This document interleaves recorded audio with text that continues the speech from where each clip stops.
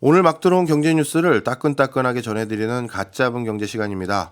한국경제TV의 신인규 기자, 연합인포맥스의 정지석 기자 두 분과 함께합니다. 어서 오세요. 안녕하세요. 안녕하세요. 먼저 신 기자님, 증권가에선 올해가 소액주주의 원년이다 이런 평가를 한다는데 어떤 기대감 때문인가요? 이게 상장사 입장에서는 그동안 소액주주들을 그렇게 대우하지를 않았습니다. 회사 사정 잘 모르면서 불만만 제기하는 약간 추총꾼과 다름없는 그런 세력들로 치부를 하기도 했었거든요. 예. 근데 최근의 흐름 보면은 경영권 분쟁이 일어나는 상장사들의 대주주들이 소액주주들과 손을 잡으려고 하거나 아니면 소액주주들의 직접 경영 참여 움직임이 점차 커지는 모습들이 보이고 있습니다. 대주주들이 소액주주에게 손을 내밀었다. 이게 정확히 무슨 의미입니까? 예를 들면요. 이 다울투자증권이라는 증권사 2대 주주가 소액주주들 대상으로 공개 제안을 했습니다. 쉽게 예. 말해서 이런 겁니다. 회사 경영권 바꿔보자. 이번에 주주총회에서 소액주주들이 내가 제안하는 안건을 찬성해주면 나는 배당도 안 받고 회사 경영 정상화시키겠다. 뭐 이런 것이고요.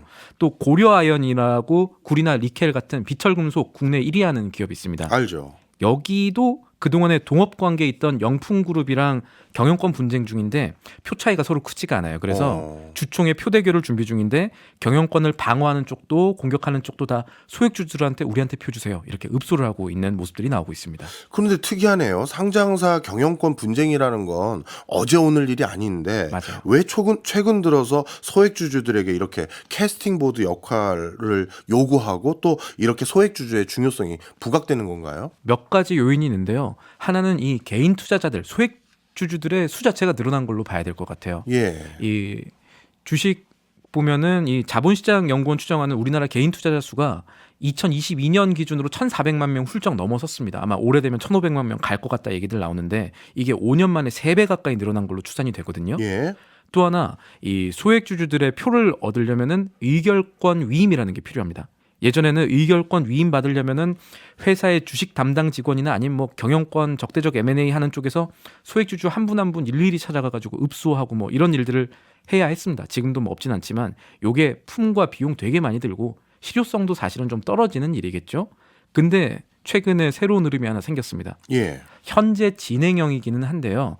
그동안에 소외받던 소액주주분들께서 우리가 직접 플랫폼을 만들어보자. 우리가 그동안 못 뭉쳤는데 뭉쳐보자. 이런 흐름이 생긴 거예요. 앱이 만들어지고 있는데 뭐 투자자들 사이에서는 액트, 비사이드 이런 앱들이 좀 뜨고 있습니다. 네. 이게 뭐냐면 앱을 깔고 개인정보나 뭐 보유 계좌 같은 거를 입력할 수 있게 하고 그렇게 되면은 그 증권사들이랑 연동이 돼서 같은 주식을 들고 있는 소액주주들끼리 좀 쉽게 모일 수 있도록 한 겁니다.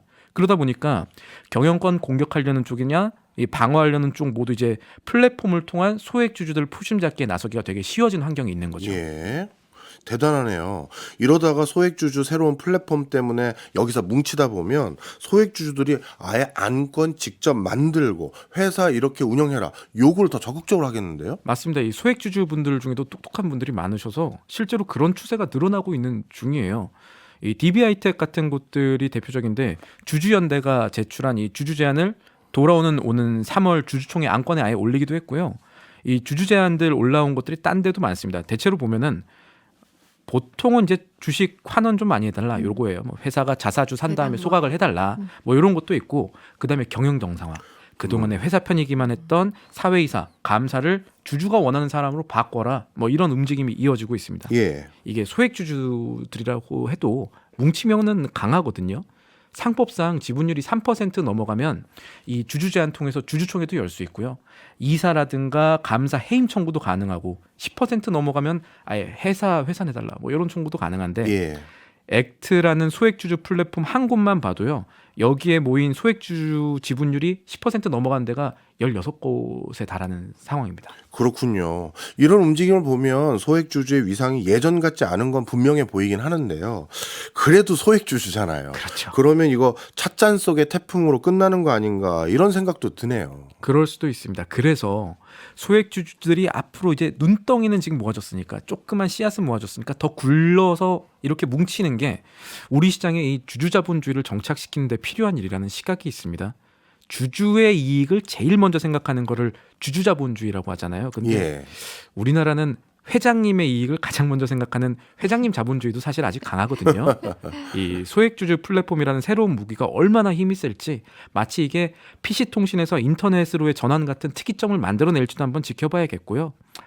또 사실은 아직 그동안 소액주주분들 만나서 얘기 듣다 보면은 소위 좀 우픈, 뭐 웃기지만 슬픈 뭐 이런 일들이 일어나고 있습니다. 아직까지 뭐 우리 시장에서 깜깜이 경영하고 있는 곳들도 많고 대표이사님 가만히 보면 약간 그 어깨 같은 분들도 계시고 예, 우리나라 또 주주총회가 한 날 동시에 열리는 경우가 아직 많아가지고 예. 기자들이 미처 주총 다 하나하나 못 갑니다. 그러다 보니까 좀 작은 기업들 주총은 정말로 용역분들이 너무 대놓고 회사 편 들고 좀 의학스럽게 하다 보니까 소액주주분들이 방검복을 입고 이제 주총장에 가시는 야. 그런 경우들도 있거든요. 이게 예. 예전 일이 아니라 당장 지난해 9월에 있었던 에피소드들인데 예. 이런 일들이 사라지려면 소액주주들끼리 뭉치는 것뿐 아니라 주식시장에서 조금 부실한 기업들은 빨리 조금 퇴출하는 그런 제도적인 개선 역시도 필요해 보이기도 합니다. 마침 말씀 주신 내용이 주말 사이에 정부에서 제도를 좀 엄격하게 적용해서 또 네. 만들어서 부실한 상장사를 빠르게 상장 폐지시키는 그런 노력을 하겠다라는 뉴스가 나오더라고요. 이거는 또 어떤 식으로 또 주주에게 도움을 주겠다는 내용인가요? 이게 상장 폐지라는 말 자체에 거부감 갖는 분들도 많으시고 그렇죠. 지금 상황에는 만약에 그냥 상장 폐지하면 내 돈 어떻게 되느냐 이런 분들이 많으셔서 조심스러운 얘기긴 한데 냉정하게 보면요. 그러니까 미래를 좀 보면 현재 상황에서는 부실한 기업을 증권시장에서 지금보다 빠르게 쫓아내는 일이 투자자분들한테도 도움이 될 거라는 시각이 더 많습니다. 예. 이 맥락이 있는데 최근에 이 기업 밸류업 프로그램이라고 해가지고 기업들 정부가 주주가치 높이세요. 그럼 우리가 정부가 뭐 세제를 좀 혜택을 준다든가 혜택을 좀 주겠습니다. 이런 식의 프로그램들을 하겠다라고 예고를 하고 도입을 했는데 실제 프로그램을 딱 열어놓고 나니까 뚜껑이 열리니까 초기 반응이 별로 안 좋았습니다. 이게 강제성이 떨어져서 실제 효과가 없을 거다라는 여론이 강했기 때문인데 예. 이 지금 금융가에서는 정부가 밸류업 프로그램에 대한 효과가 생각보다 좀 미미할 테니까 금융당국이 상장 폐지 절차부터 단축시키는 방안을 검토하고 요거를 엮어서 밸류업 프로그램의 강제성을 좀 높이는 식으로 활용을 해야 되는 거 아닌가. 그리고 지금 하고 있는 게 그렇게 하려고 하는 거 아닌가. 이런 얘기가 나옵니다. 쉽게 말해 정부는 상장 폐지를 무기 삼아서 기업들에게 제발 주주 친화적인 행동 좀 해라. 이렇게 하겠다. 이런 제스처네요. 맞습니다. 만약에 이게 제대로 어느 정도 안착된다면 이거는 소액주주들에게는 큰 반사이익이 있을 것 같아요. 그래서 올해가 이런 것들이 제대로 정착이 되면 소액주주들의 원년이 되는 거 아닌가라는 얘기들이 나오는 배경인데 또 다른 효과도 기대를 해볼 수가 있을 겁니다. 우리나라 상장 기업 가운데 돈을 좀 못 버는 부실 기업, 한계 기업이라고 하고 또 종비 기업이라고 하잖아요. 이런 예. 기업 적지 않거든요. 상장사 중에서도. 그런 기업들한테 어떤 분들이 달라붙냐면 소위 기업 사냥꾼이라고 해가지고 뭐 이건 다음에 특집을 또 해야겠지만 뭐 부실 기업 노려가지고 경영권 뭐 시비 발행으로 차지하고 신사업한다면서 개미분들 끌어모은 다음에 대주주만 먼저 손 털고 나가고 주가 하락의 이 슬픈 거는 개인 주주들이 떠안는 게 우리 주식시장의 어두운 면이었습니다. 너무나도 많죠. 제가 네. 취재한 곳들 가운데도 무자본 M&A 아니라더니 결국 대표님 구속되고 상장 폐지 됐다가 이름 바꿔서 또 주식시장 문 두드리는 곳들도 있고요. 예. 이런 식으로 주식시장에서 거래 정지되면서 투자자분들이 빼지도 못하고 지금 거래 정지로 묶여 있는 돈이 얼마나 되냐면요. 예. 8조 원이 넘습니다. 현재. 8조 원이요? 우리나라 와. 시장이 지금 8조 원이 넘어요. 그래서 앞으로는 이런 돈의 낭비가 좀 줄어드는 시스템이 잘 만들어져야 이번에 뭐 물 들어왔으니까 그런 식으로 노를 저어줘야 우리나라에서 이 코리아 디스카운트라는 단어가 진짜로 사라지지 않을까 합니다. 네, 경제 규모 10위권 안에 드는 국가 위상에 부합하는 네. 금융 시스템 정비가 꼭 이루어졌으면 하는 바람입니다.